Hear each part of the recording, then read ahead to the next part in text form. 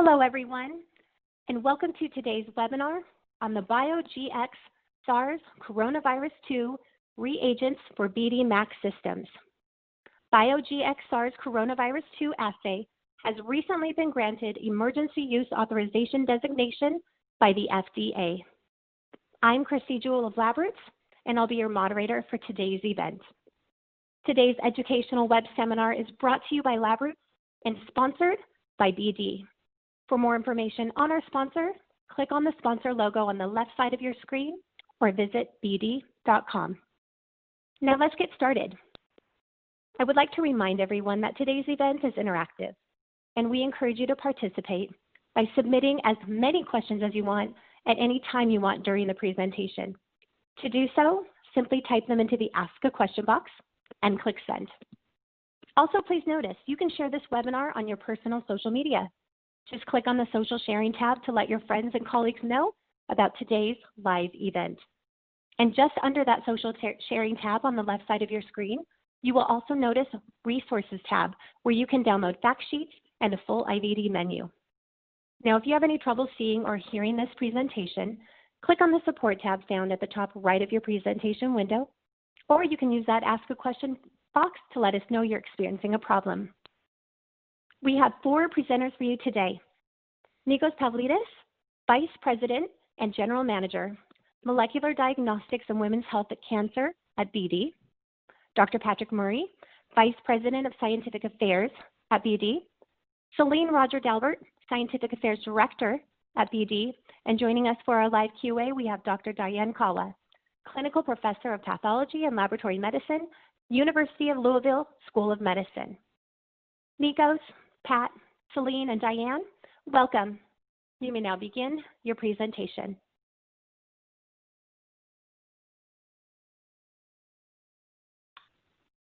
Thank you. I'm Nikos Pavlidis, the Vice President and General Manager for our Molecular Diagnostics and Women's Health and Cancer business at BD.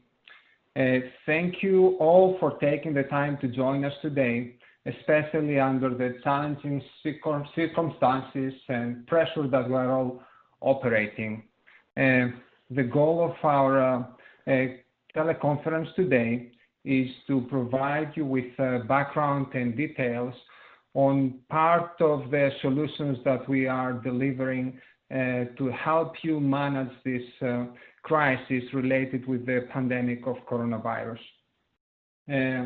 What we're going specifically to be talking today is about our BD MAX solution and the assay that we developed and delivered to you for SARS-CoV-2 testing. To do this, we have a panel of my colleagues and experts on the call today. We have our Vice President of Scientific Affairs, Dr. Pat Murray. We have our Vice President of Research and Development for the diagnostic assays, Celine Roger-Dalbert, and we have our Director of Scientific Affairs, Dr. Diane Kawa. Moving into what we will be covering today, I'll just take a couple of minutes to share with you some background on what we do at BD and a bit more specific about the BD MAX molecular platform. And then my colleagues will focus into the details related with the assay, covering some of the aspects around the instructions for use, looking into the specimen types, the result reporting, and the limitations related with the assay, and we will have plenty of time to get as many of your questions as we can and hopefully answer most of them today. Jumping straight into what we do at BD. We are a global medical technology company, and today we're reaching more than 190 countries across the globe. We are a 65,000 associate strong team, and each one of us is driven by our purpose, advancing the world of health. The way we are pursuing our purpose is by delivering innovative solutions to researchers and healthcare professionals, and the innovative solutions we are focusing and delivering is around the advancement of medical research, is around supporting surgical and interventional procedures, supporting the management of diabetes, enhancing the diagnosis of disease and cancer, which is also one of the topics that we will be focusing today. So specifically, when we start looking into enhancing the diagnosis of disease, one of the solutions that we have been focusing over the last few years, and specifically looking into the molecular diagnostic testing, is our BD-MAX system. The BD-MAX system is a versatile, fully automated molecular platform that we have been commercializing in the US over the past few years. And it focuses around a couple of areas that are important for diagnostic labs today. We are focusing on standardizing the workflows and procedures within the lab.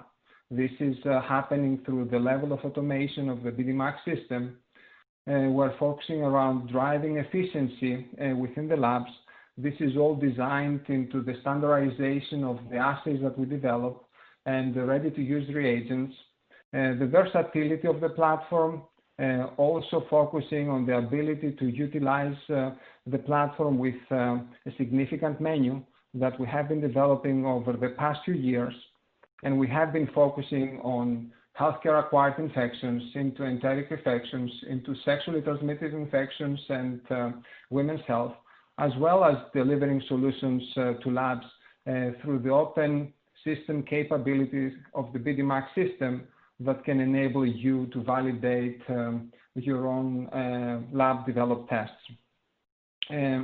So that's part also of our efforts here to try to enable you, through having access to this platform, to get access today to a rapid assay on the BD-MAX system that can help you detect coronavirus and manage the volume of samples that is coming through your lab. Having said that, I'm introducing now and passing over the discussion to my colleague, Dr. Murray. Thank you, Nikos, for the introduction. What I'm going to do is talk about some of the challenges that we're confronted with making the diagnosis of the SARS coronavirus 2, and some of the solutions that we at BD are trying to provide. So I think the first step that we have to think about when we think about diagnostic testing is the complete picture of diagnostic testing. And so that includes both the pre-analytical considerations as well as the analytical considerations. Under the pre-analytical, we think about the specimen type that's going to be submitted to the laboratory, the collection device that will be used for that specimen, and the transport conditions that are available.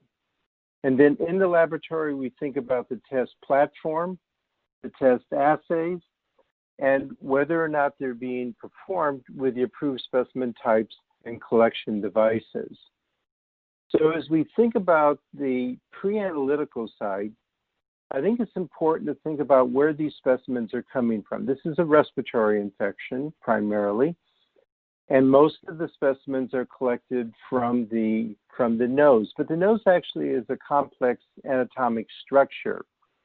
We have deep in the nose is the nasopharynx, and then midway out from the nasopharynx is the mid-turbinate area.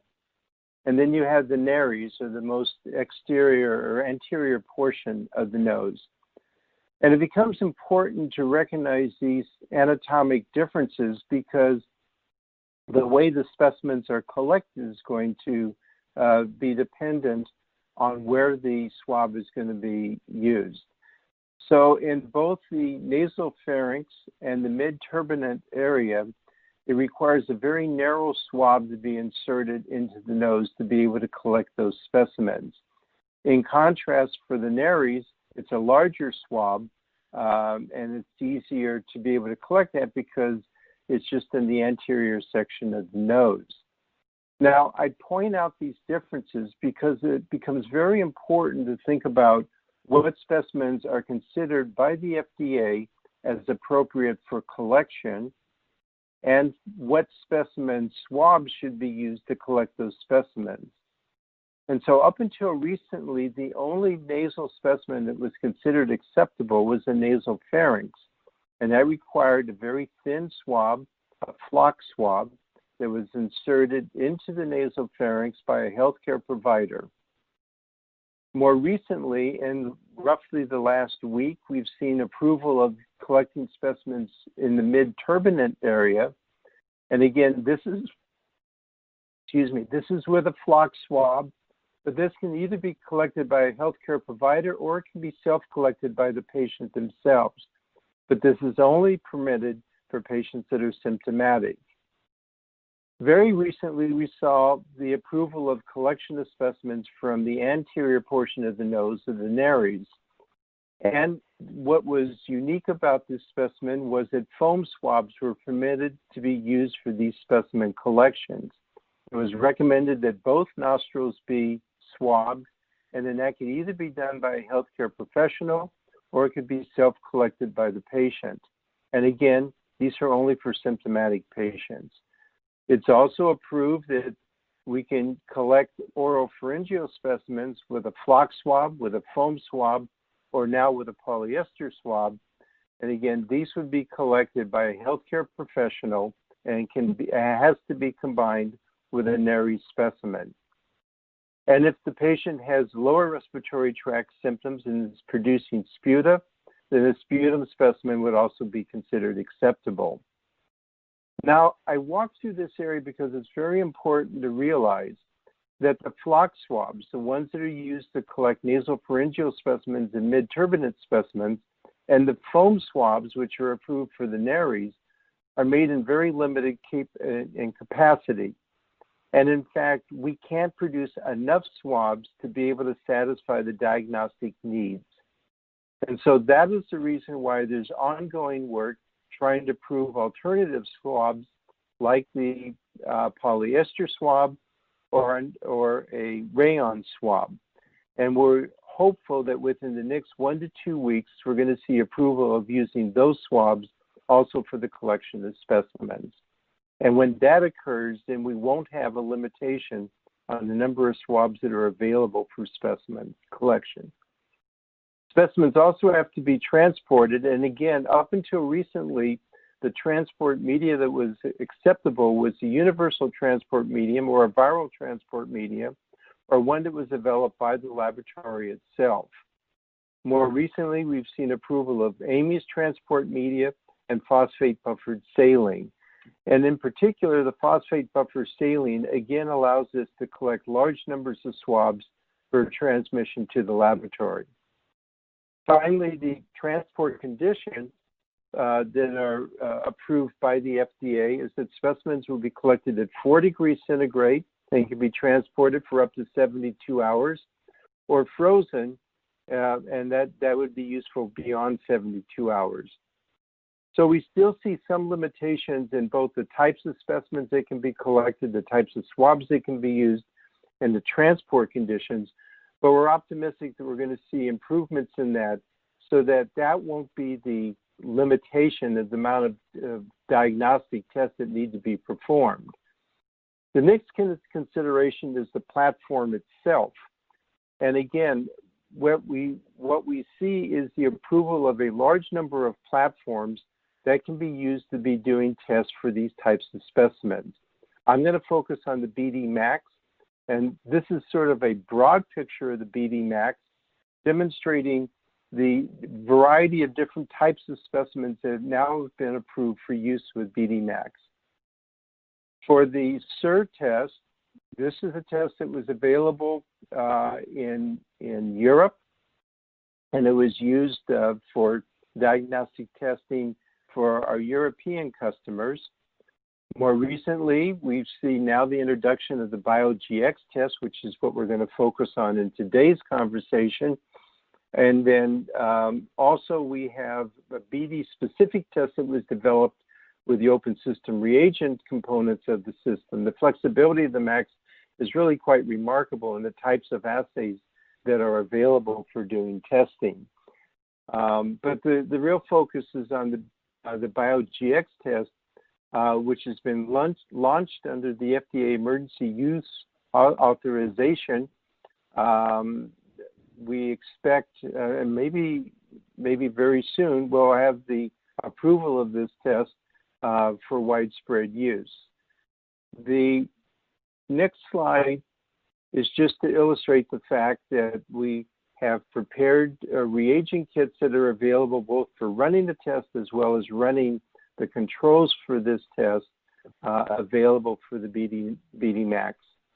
So let me now transition to Celine, who can talk a little bit about the analytical performance of this particular test.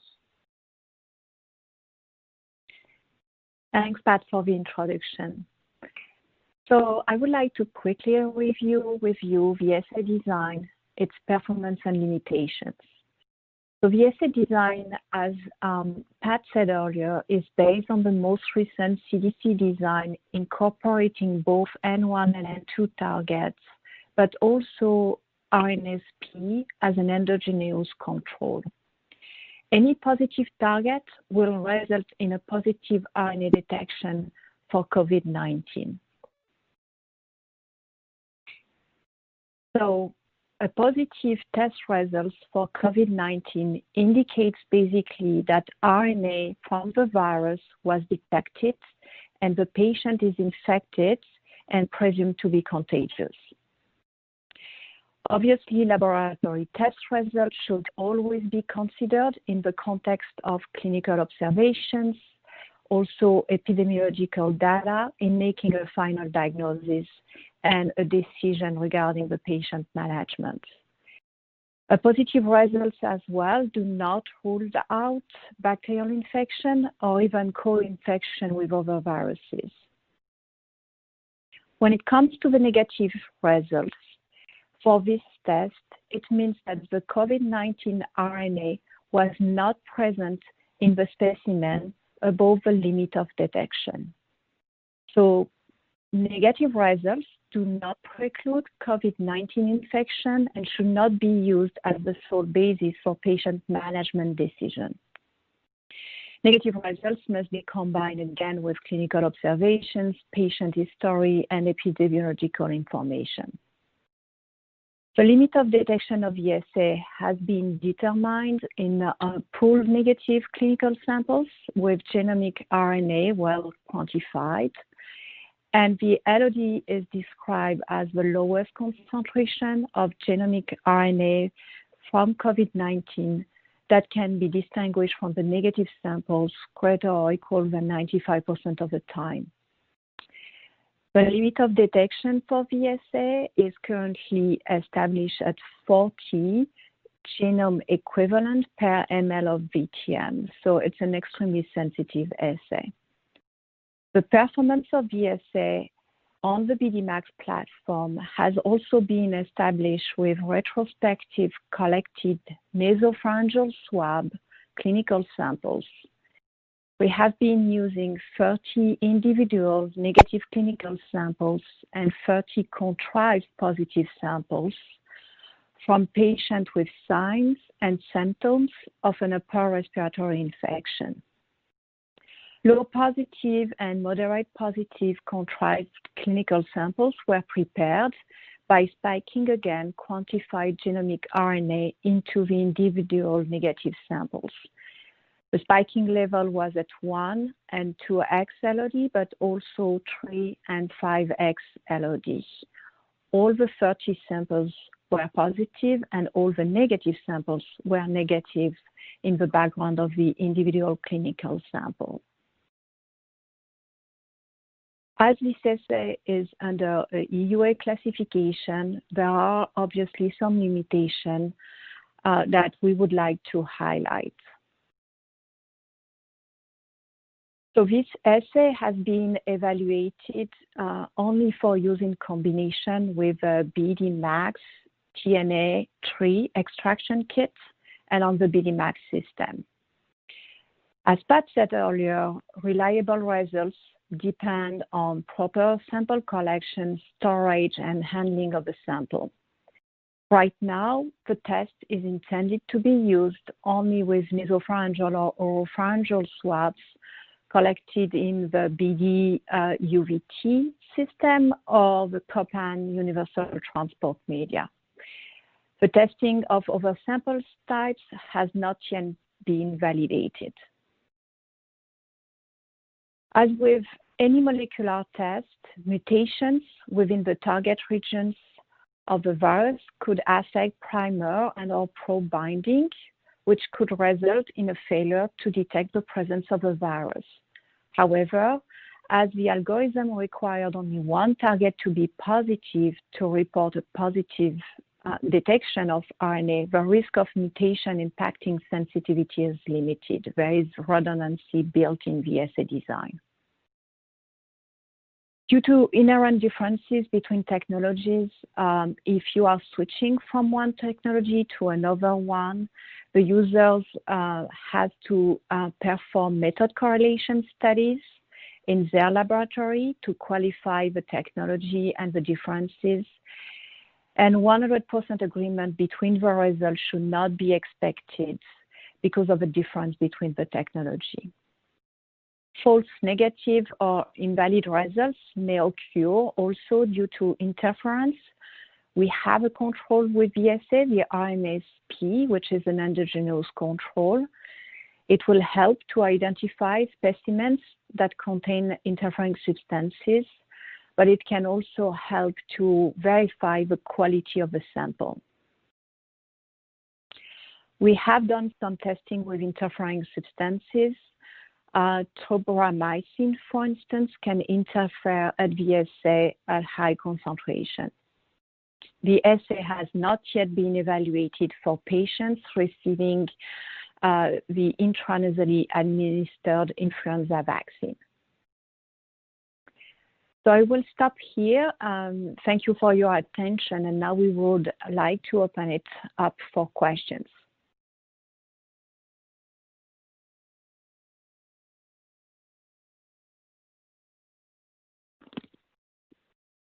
Thank you, Celine, and thank you, Pat and Nikos, for your informative presentations, and welcome, Diane.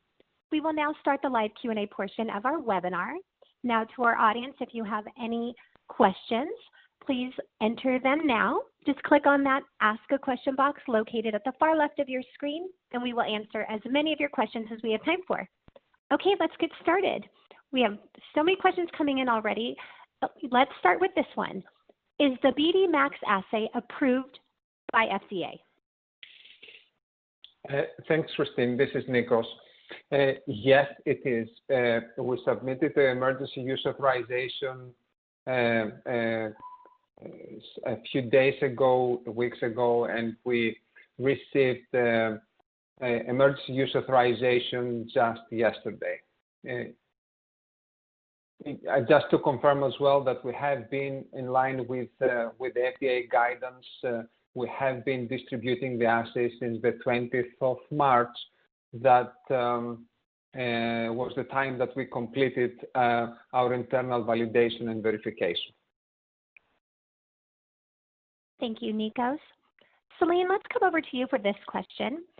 Can you discuss the timeline from development to EUA authorization? Yes, sure. So it took us exactly 4 weeks. Thank you. Nikos, let's come back over to you. What is the supply for the U.S. and how are allocation decisions being made? Yeah, we have been able to start ramping up the production for the BD Max reagents over the last few weeks. Last week and this week we were able to deliver to our customers just over 20,000 tests. And we continue ramping up the production. We expect to have available as of next week 50,000 tests and more for the U.S. market. Thank you, Nikos. Diane, let's come over to you. We are struggling to eliminate the frequency of internal controls. Can you help clarify the control process for this EUA assay? Thanks, Christy.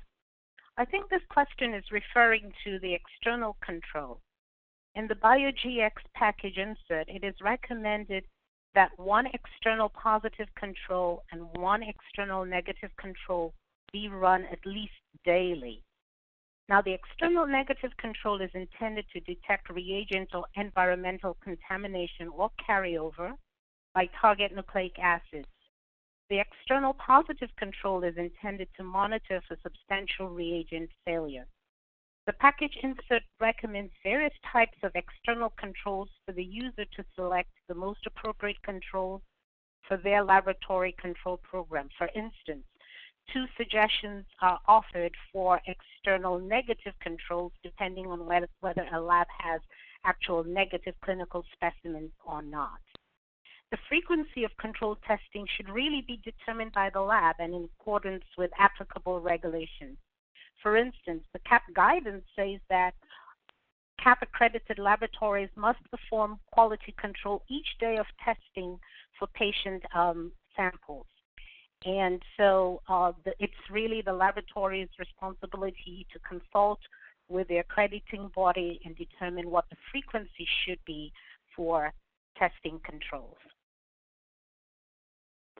Thank you, Diane. Now, Celine, has this test received EUA by the FDA? And does this test have the capability to analyze results on its own and assign an outcome of detected or not detected?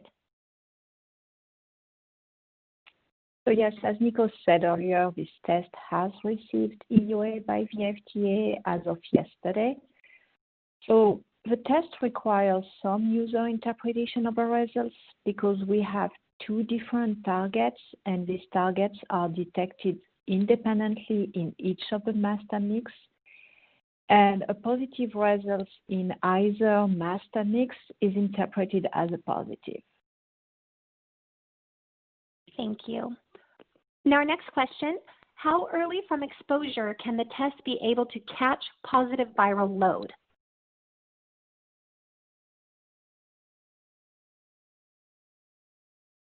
So this is Celine. I can try also to answer these questions.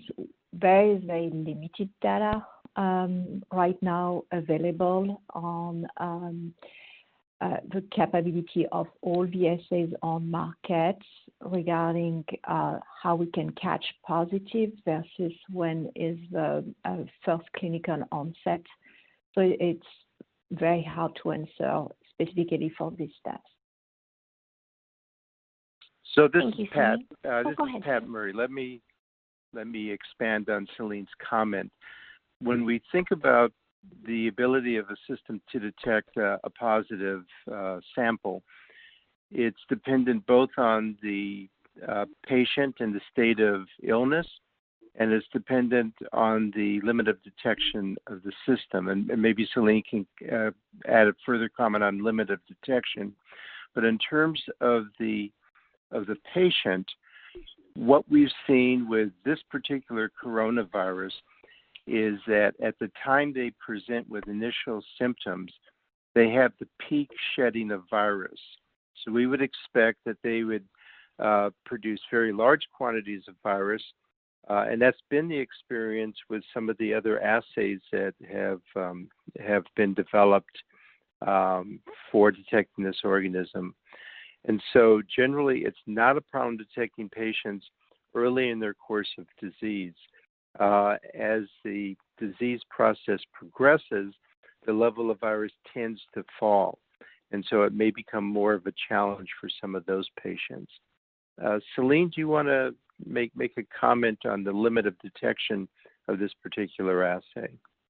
Yeah, sure. I saw we also have received this question. So the limit of detection is currently established at 40 copies per milliliter of UVT. It's quite sensitive, to be honest, compared to other assays on market as well. Thank you both. Now, Diane, is this assay considered a confirmatory test for the COVID-19 strain? And does the institution need to validate the assay? And one more part, do you have data or instructions on how to conduct the validation verification? Okay, so thanks, Christy, and I would address this in 3 parts. So just for clarity, the BioGX reagents for MAX is not considered or described as a confirmatory test. As noted by Celine in her presentation, positive results are indicative of the presence of the SARS coronavirus 2 RNA. Clinical correlation with patient history and other diagnostic information is necessary to determine the patient infection status. Positive results do not rule out bacterial infection or co-infection with other viruses. In similar vein, negative results do not preclude SARS coronavirus infection and should not be used as the sole basis for patient management decisions. Negative results must be combined again with clinical observations and the patient history and epidemiological information. So in response to the second part, the answer is yes. According to CAP guidance, CAP accredited laboratories will need to verify the performance specifications of EUA kits such as the BioGX SARS reagents for MAX. And this should happen prior to testing and result reporting, as is required for the CAP accredited laboratories.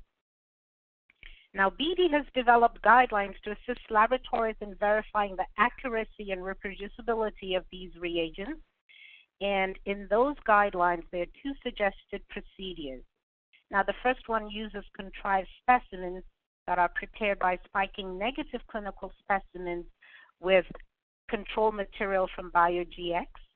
And the second procedure suggests use of viral transport media or UTM media that is spiked with the same controls from BioGX. So in essence, many laboratories will use clinical specimens that they do have on hand, and the strategy is normally an equal number of positive or negative clinical specimens.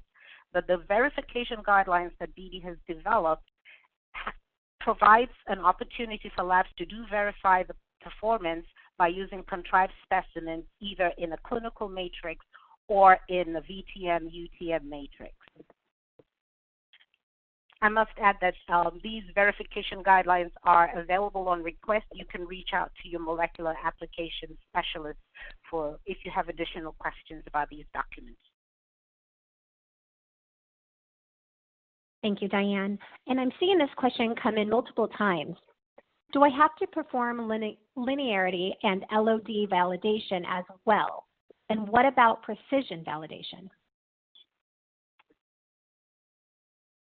Okay, so I will take a stab at this, and then maybe Celine can talk a little bit. I think she's already mentioned the LOD of the assay. So the FDA authorization for EUA kits do not really require validation by the labs themselves for LOD determination. So they're not really considered LDTs. So if a lab was developing their own LDT, then they would absolutely need to do those validation studies.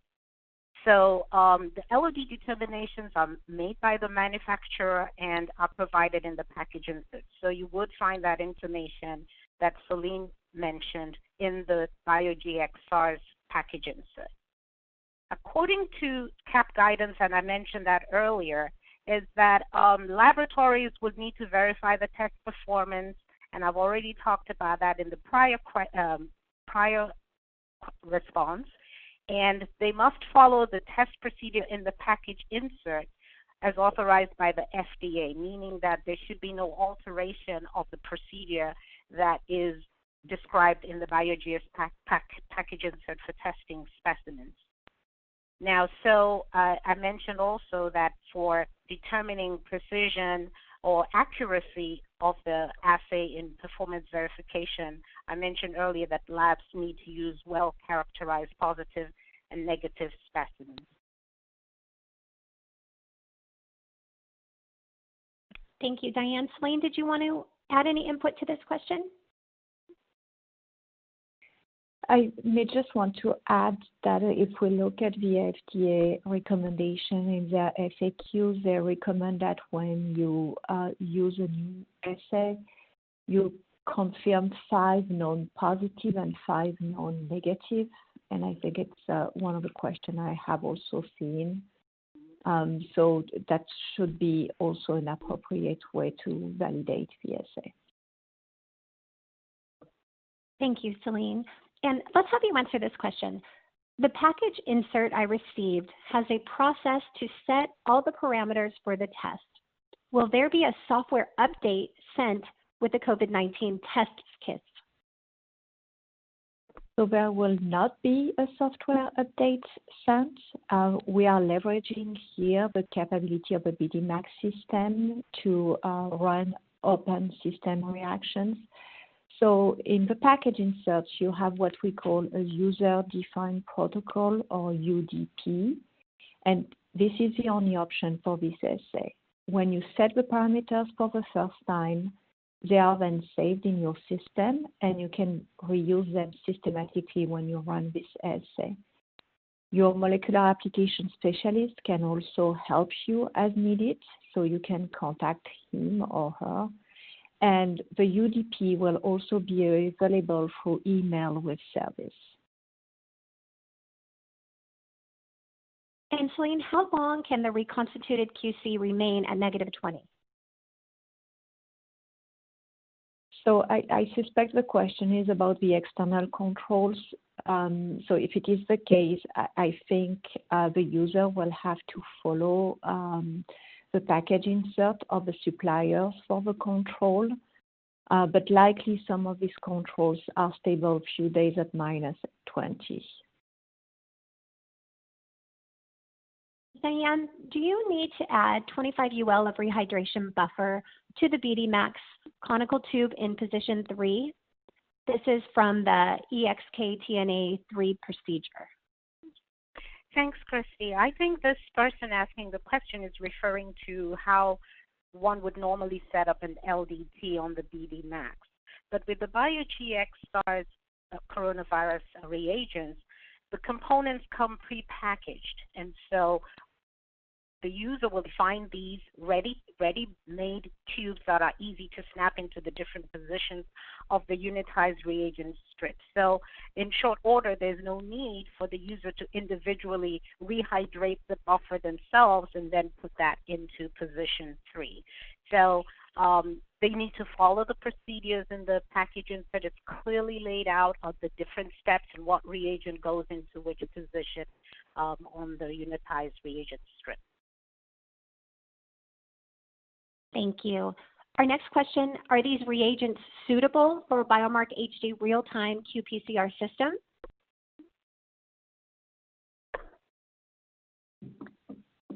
I can take this one. Right now, the BioGX assay is validated with the TNA3 extraction kit on the BD-MAX only. Thank you. And Diane, let's have you answer this one. What are the safety precautions when using the instrument for COVID-19 testing? Thanks, Christy. So the overarching guidance here is that laboratories performing COVID-19 tests, including the BioGX SARS reagents on the MAX, should refer to the CDC website for general guidance on biosafety practices, standard precautions, etc., when handling clinical specimens. Now, clinical specimens, all of them should be considered potentially infectious and handled as such. Now, standard precautions would include hand hygiene, use of personal protective equipment, lab coats and gowns, gloves, and eye protection. As I mentioned, that these would also apply to using the BioGX reagents in the laboratory. Now, one thing one should point out here is only personnel proficient in handling infectious material and use of the BioGX reagents on the MAX system should be performing the test. Now, clinical specimens for testing with the BioGX reagents are transferred to a sample buffer tube, and these are closed with a pierceable septum cap. Now, these are all designed and implemented to reduce risk of exposure during sample processing. So overall, we do encourage laboratories to follow the guidelines that have been set out by the CDC for COVID-19 testing. Thank you, Diane. Celine, let's have you answer this next one. Will VTM be an approved media type? Yes, it is. So we currently have claims for oropharyngeal and nasopharyngeal swabs in VTM or UTM. You can use either the BD or the Copan branded VTM. I know there is also a question I have seen earlier on M4 as well. That's a recommended collection kit per the FDA in their Q&A, and there is no reason to believe that it will not work with the assay, but all our validation has been done with the Copan and the BD branded VTMs. Thank you. Now, Diane, let's come over to you. What QC are you recommending? What about Acrometrics QC with low pause and LOD? That's a great question, Christy. And I mentioned earlier when I spoke about the need for external controls when running the BioGX assay. So R&D has worked with 3 different vendors, QC materials produced by BioGX themselves, and these control materials have specific controls for the SARS coronavirus, N1 and N2, and they also have an RNA-seq control in their kits. We've also validated the controls from BioGX, and they have a synthetic RNA template that can be used as controls. And finally, IDT also has controls that can be used, and these are targeting the nucleocapsid gene for SARS coronavirus control, and they also have a portion of the RPP30 gene found in humans, which would in essence also be an RNA-seq control. So what the R&D team has done is ensure that these controls are tested at a level that are sufficient that would qualify as a positive control.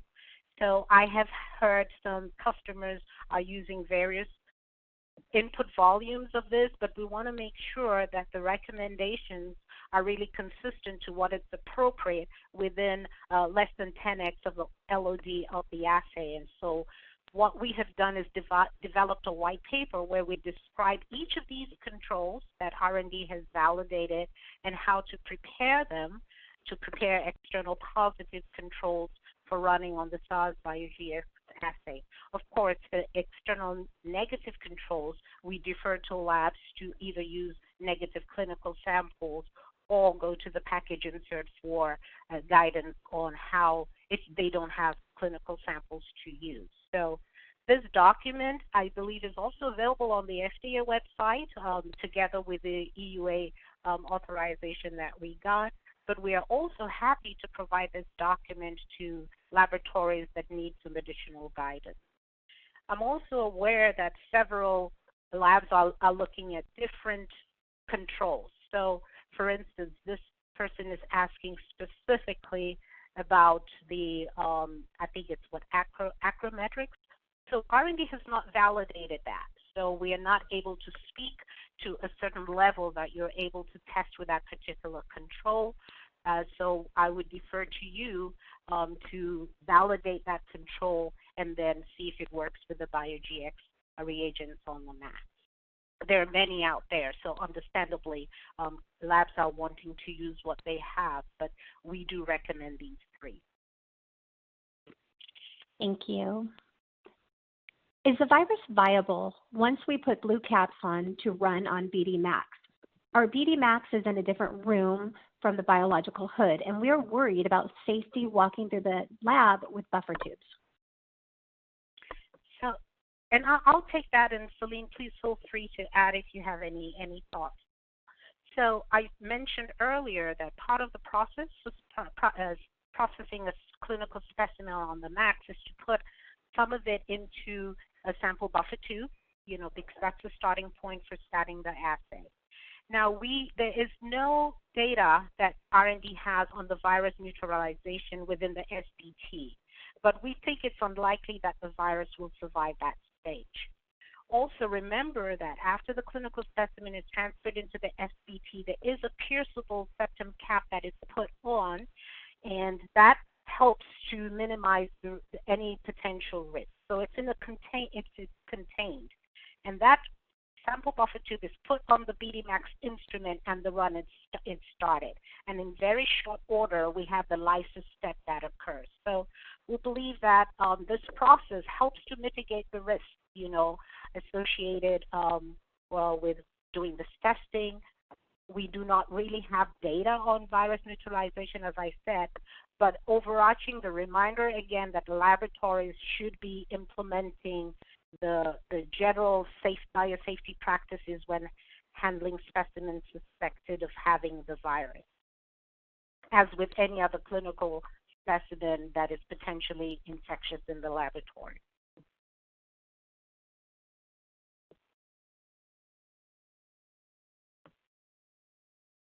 Okay, our next question. Apart from the BD controls, can the sites use controls for microbiologics?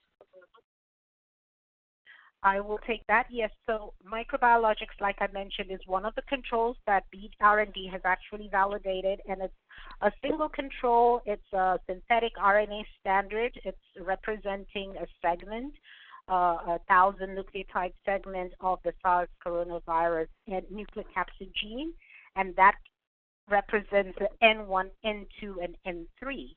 And the assay itself, the BioGX assay, targets the N1, N2. So the BioGX control will be an appropriate external positive control for the assay. Again, R&D has worked it out and figured out the right solution to test, so that you're not overloading your external positive control for testing. So we do recommend you follow the R&D guide. Thank you, Diane. Now, what drug was mentioned that will interfere?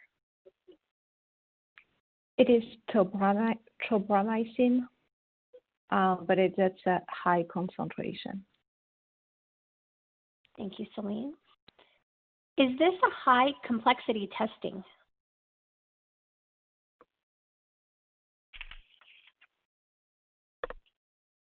It has moderate complexity rating per FDA. Yeah. Just to add to Celine's comment, this is described in the intended use of the assay, and it's for use in labs that have moderate and high complexity. Thank you. Our next question. Has BD begun validation of the alternative collection sites and swabs? How would you suggest labs go about validating, since the paperwork does not have this validation currently? So this is Pat. Let me answer part of that question, then I'll defer to Diane about recommendations for validation. BD has been working with a consortium of industry representatives, including Roche, Thermo Fisher, and the major swab manufacturers, Copan and Puritan, to work with the FDA and with other independent groups to look at alternative swab types and alternative specimens. And we're confident that over the next week or 2 weeks, we will see additional swabs introduced into the marketplace that will allow us to really meet the diagnostic testing needs that exist. Dan, do you want to comment on validation of, let's say, a polyester swab with a nasal specimen? So actually, for clarity, the verification guidelines that we have are for using contrived specimens in the VTM or UTM matrix, not specific swab types. And so again, the assay has been authorized for nasopharyngeal and oropharyngeal specimens in UTM or VTM, which are, as the information, it's either the Copan or the BD VTM. So the procedures, Pat, are for spiking in controls for contrived specimens in a negative clinical matrix, and so do not really specifically look at alternate swab types. one thing we do recognize that the FDA, in fact, just yesterday, they had, an update. We frequently check to see what the new guidance is with regards to alternate transport media or alternate swab type. The verification guidelines recognize that liquid amines and phosphate buffered saline are alternate transport media that the FDA has recognized. So even though those have not been validated, for the sake of the verification guidelines, we do make a note that laboratories can consider those as well for the verification spiking into those matrices, but they need to be validated by the lab. So the verification guidelines were developed based on data coming out of R&D or has been vetted by R&D. So we cannot speak in those guidelines about the alternate transport media. And I would defer to your earlier comment, Pat, about what BD is doing about the alternate collection swabs, which I know there's an ongoing activity around that. I hope that clarifies the question. Thank you, Diane. And we do have time for some more questions, but we have so many questions coming in. I do want to remind our audience that any questions we are unable to answer live today, and those that come in during the on-demand period, they will be addressed by our speakers via the email address you provided at the time of registration. Okay, let's keep going. The testing is limited by the nationwide lack of the UTM for collection that you attach to your EUA. Have you performed studies using other media? I'll take that since I just sort of responded to that, Christy. So no, again, I know that there's internal work going on looking at the alternate specimen types and transport media, etc. So that is going on. But in terms of what we can actually guide laboratories with right now are the verification guidelines that suggest that labs can consider the alternate transport media that I mentioned, physiological saline, PBS, or liquid amines for their verification studies. And remember, the verification, you need just a few specimens, positive or negative, whether actual clinical or contrived, to do the verification. But you would need to assess those alternate transport media to see if it really works for you in your laboratory. Until BD, again, we're actively working on those questions because we know everybody, it's a priority for everybody. Thank you. Now, is this product available for the Canadian market? This is Nikos. No, it's not available for the Canadian market. As we indicated, we're working on the BD assay, which we are exploring the options to be registered with Health Canada. So an update should come there from your team, the local Canadian team, soon. And I maybe just to take one more question, Christine, related with what hardware is required to use the assay. You need to have access to the BD MAX system. Very good. Thank you, Nikos. What is the runtime for this assay? 2 hours, 45 minutes. 2 hours and 45 minutes. Thank you. For 24 samples. For 24 samples. How often does the UDP need to be entered or altered? The UDP needs to be entered only once, and then it's saved in your system. So theoretically speaking, you don't have to do any updates. Very good, thank you. Have you done carryover studies during the testing? We are seeing a lot of positive patients, and maybe that's just the way it is, but would you recommend running a blank tube in the middle of each run? So in terms of carryover studies, for our EUA submission, we leverage existing data we had with this extraction kit and viral targets. So the short answer is yes, we have done this study, but with a different model than this virus. We didn't have any carryover or cross-contamination during the study. We recommend usually to have external controls, as Diane explained previously. So you should have a negative external control that will verify for contamination risk. Thank you. N1 is positive, N2 is NR. Can this be reported positive? Yes, the algorithm has been built in a way that you can report results as soon as one of the two targets is positive. And the idea is first to limit the number of repeats, but also ensure the highest sensitivity possible. And it helps to create redundancy also by having two targets that are reported separately. Thank you. And we have time for just a few more questions. How long is a SARS-CoV-2 PCR run for 24 samples? I'm sorry, let me repeat this. How long is a SARS coronavirus 2 PCR run for 24 samples? And how long does analysis take? So as I said before, it's 2 hours and 45 minutes for a full run. You can start loading new samples after an hour when your extraction is completed. Regarding the results, you will get results for both of your targets on the screen of the BDMAX. So there is no further analysis to complete.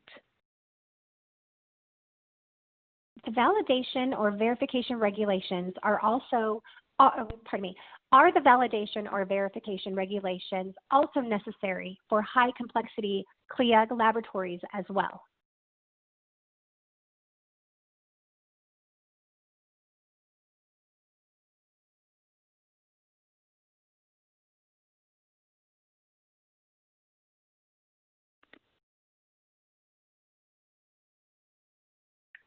If anyone wants to take this question?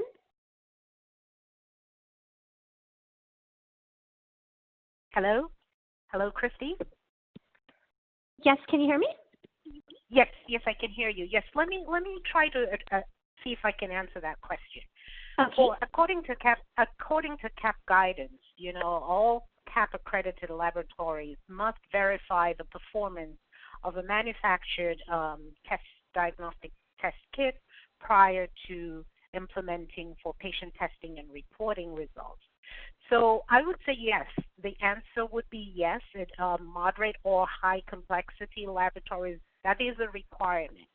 And the basic requirement is to determine or verify the accuracy and reproducibility of the assay, and using known or well-characterized positive and negative specimens. So it's entirely up to the laboratory how many they decide to use. And there's several, for instance, Cumitech 31A offers suggestions for what labs could do, but for number of tests or positives and negatives, but it's ultimately the laboratory's responsibility. And again, for the SARS assay in particular, the verification guidance document that we are offering laboratories does address accuracy and reproducibility testing over a 2-day testing period by 2 different operators. So, and again, laboratories are able to adapt that and modify those protocols. Again, it's just a suggested procedure for verifying the SARS assay. Thank you. And does anyone have any final comments for our audience? Yes, Christine, thank you. This is Nikos. First of all, thanks a lot for the number of questions and the interactive session. We are all focused, and this is our priority, to enable testing for coronavirus across our BDMAX customers. And please reach out to your BD teams for any additional questions and support as you go through the implementation and use of the test. We have as a priority to support you manage through this pandemic and manage the number of samples and patients that we all try to support. Thank you for taking the time today. we will be coming back to you with answers to the questions that we will not be able to answer today. Thank you, Nikos. Now, before we go, I do want to thank our audience for joining us and for their interesting questions. And I would like to once again thank Nikos Pavlidis, Dr. Patrick Murray, Celine Roger-Dalbert, and Dr. Diane Kawa for joining us today and their important research. We'd also like to thank LabRoots and our sponsor, BD, for underwriting today's educational webcast. This webcast can be viewed on demand, and you may continue to submit your questions during that on-demand period. And as we mentioned, those questions we did not answer today live, and those questions that will come in during that period will be addressed by our speakers via the email address you provided at the time of registration. Now, LabRoots will alert you via email when today's presentation is available for replay. We encourage you to share that email with your colleagues who may have missed today's live event. That's all for now, and we hope to see you again soon. Stay healthy and have a great day.